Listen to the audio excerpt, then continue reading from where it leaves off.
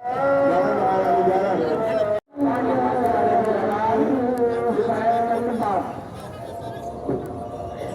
Tolong para bapak yang masih ada di jalan, Pak, ibu-ibu, dipercepat perjalanannya, Bu. Sebentar lagi kita akan menunaikan.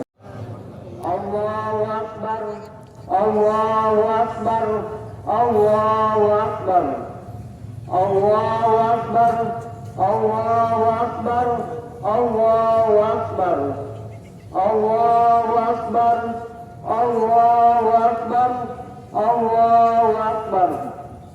Alhamdulillahi Rabbil Alamin. وبه نستعين على أمور الدنيا والدين والصلاة والسلام على أشرف الأنبياء والمرسلين وعلى آله وصحبه أجمعين. أشهد أن لا إله إلا الله وأشهد أن محمدا عبده ورسوله. اللهم صل على محمد وعلى آل محمد.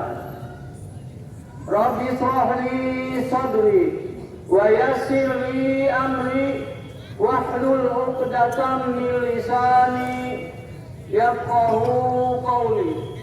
Jamaah salat Idul Adha yang dimuliakan Allah, tenaga, waktu dan pikirannya mendapat balasan besar dari Allah Subhanahu wa Ta'ala. Tahun ini jumlah kurban yang dipercayakan kepada kami adalah sapi sebanyak 10 ekor. Kemudian kambing sebanyak 4 ekor. Sidang Id yang berbahagia, pelaksanaan kurban insya Allah dimulai pukul 9. Bagi pekurban yang ingin menyaksikan prosesi penyembelihan, dimohon hadir pada waktunya. Insya Allah kami akan bekerja semampu kami. Namun sebagai hamba yang memiliki keterbatasan, kami mohon maaf yang sebesar-besarnya jika dalam penyelenggaraan kurban nanti ada beberapa kekurangan. Hadirin jamaah salat Idul Adha rahimakumullah. Salat Idul Adha pada pagi ini yang bertindak wabarakatuh.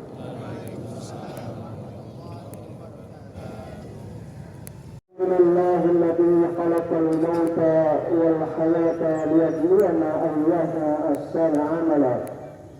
Alhamdulillahilladzi arsala rasulahu bil huda nabiyina al-karim Mustafa Muhammad sallallahu alaihi wasallam الذي بلغ رسالة وأدى الأمانة وجاهد حق جهاده. ويا أيها المسلمون أوصيكم ونفسي بتقوى الله فقد فاز المتقون وخاب الكافرون، حيث قال الله تعالى في كتابه الكريم: أعوذ بالله من الشيطان الرجيم. يا أيها الذين آمنوا khutbah di tengah-tengah yang tidak wajarnya. Biasanya khutbah itu di depan, namun ini di tengah. Namun tidak mengapa, karena situasi darurat dan kita semua memakluminya.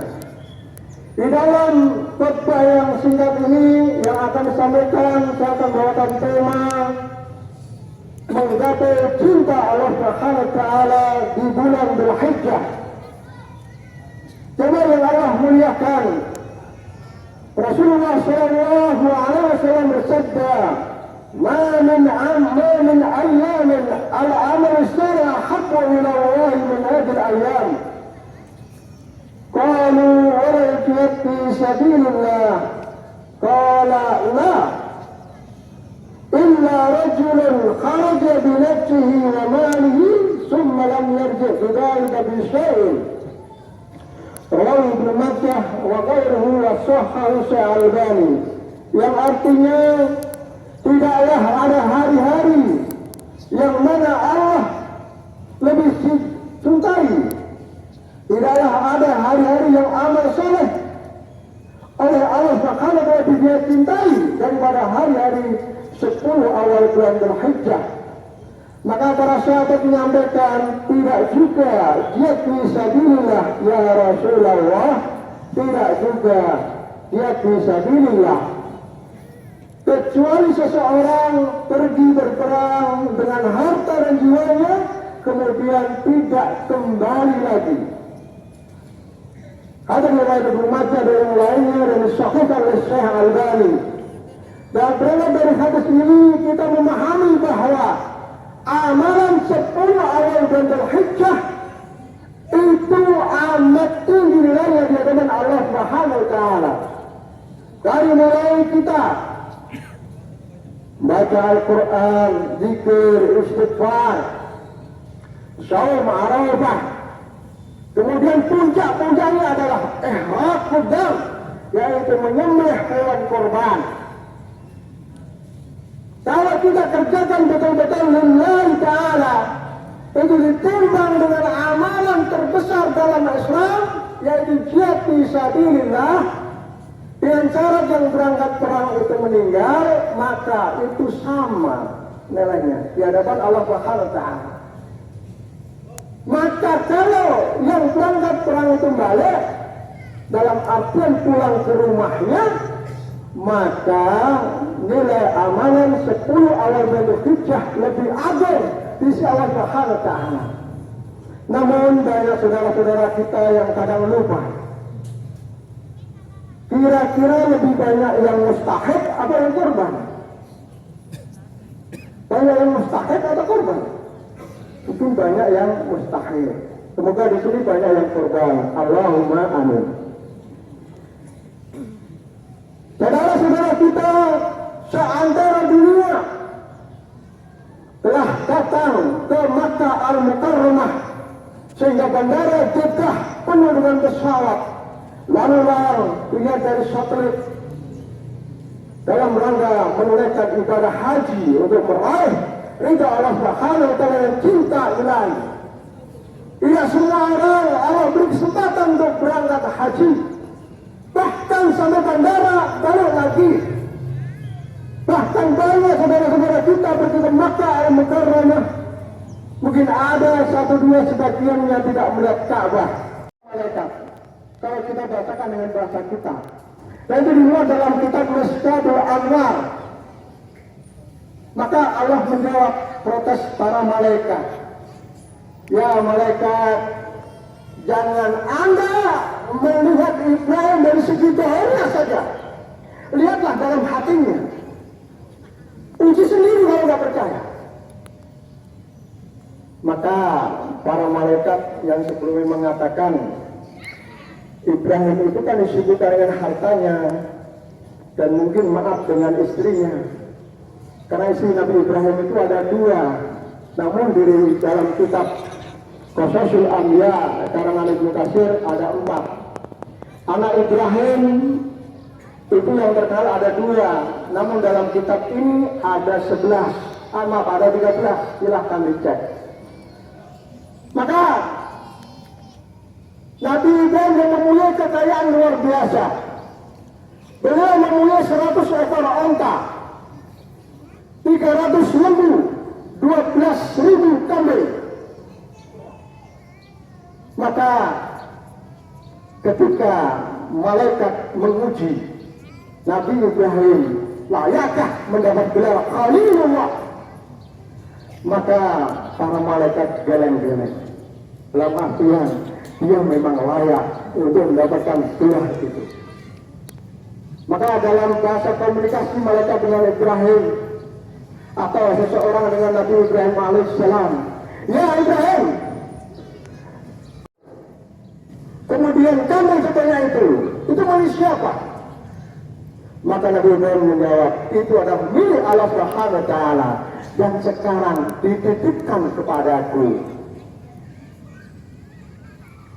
Maka setelah itu Nabi Ibrahim juga berucap, jangankan harta saya pun siap, anak saya pun siap kalau dikorbankan untuk Allah Subhanahu wa taala. Maka kata Dr. Ali Syariat dalam kitabnya Al-Hajj bahwa Ismail itu hanya simbol. Ismail hanya simbol. Mungkin kalau simbol kita bisa harta, jabatan, kekayaan, anak dan istri kita dan lainnya. Kepadanya. Nabi Ibrahim alaihissalam, sosok Nabi yang banyak diuji dengan berbagai ujian.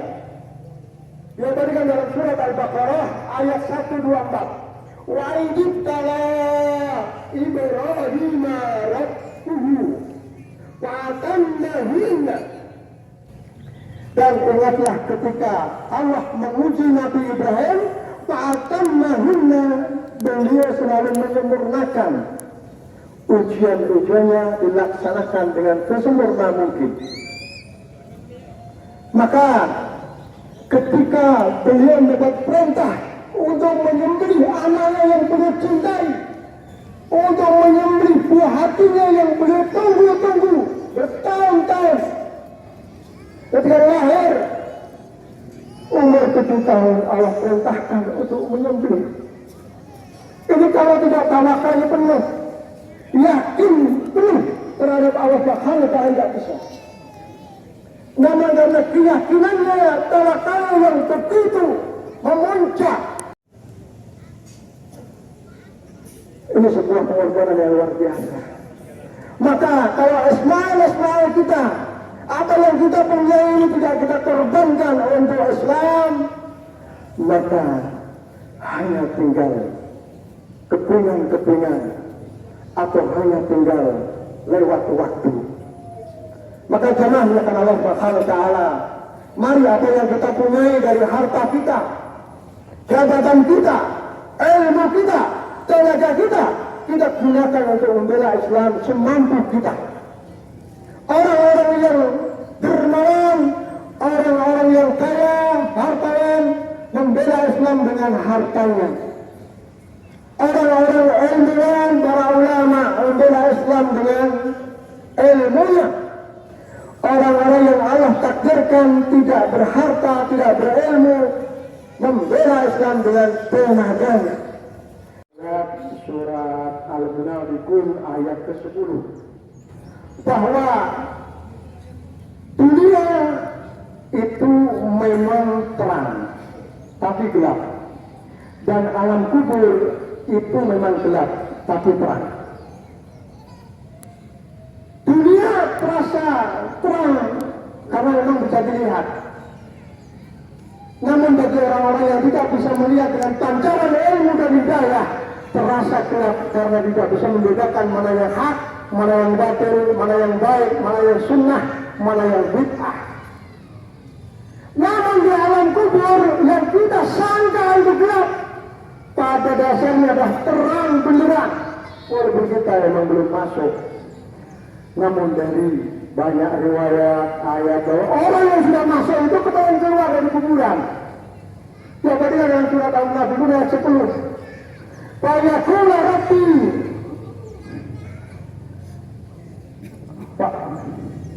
laula akhartani wa asaddaqtu wa akum minas shalihin. Wahai Rabb kami, tolong bertangguhkan sebentar saja aku bisa hidup di dunia. Wa asaddaqtu, aku akan bersedekah. Wa akum minas shalihin, dan aku akan menjadi orang-orang salih. Inilah penyesalan ahli kubur yang di dunianya tidak menjadi orang-orang yang salih dan tidak ada sedekah. Menyesal, kepengen hidup kembali di dunia. Memang penyesalan selalu datang di akhir, tidak mungkin di awal. Maka mari kita semua, sebelum kita menyesal di alam kubur dan di akhirat, mari kita banyak bersedekah, banyak menangis. Kalau perlu menangis darah, sekarang silahkan kita menangis. Silahkan dibutuhkan hati kita untuk banyak beramal saleh, jika kita layak menjadi orang yang saleh dan salehah di dunia dan di akhirat. Inna wa malaikatahu yusalluna 'alan nabi ya ayyuhalladzina amanu sallu 'alaihi wa sallimu taslima. اللهم اغفر للمسلمين والمسلمات والمؤمنين والمؤمنات الأحياء منهم والأموات. اللهم إنا نسألك رضاك والجنة وننت من سخطك والنار. اللهم إنا نسألك حبك وحب من يحبونك والأمل الذي يصون إلى حبك واجعل حبك أحب إلينا من أنفسنا وأهلنا ومن الماء البارد.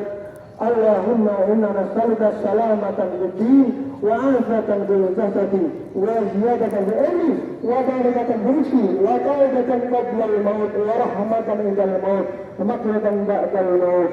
اللهم هون علينا في سكرة الموت والعفو والحساب والنجاة من النار.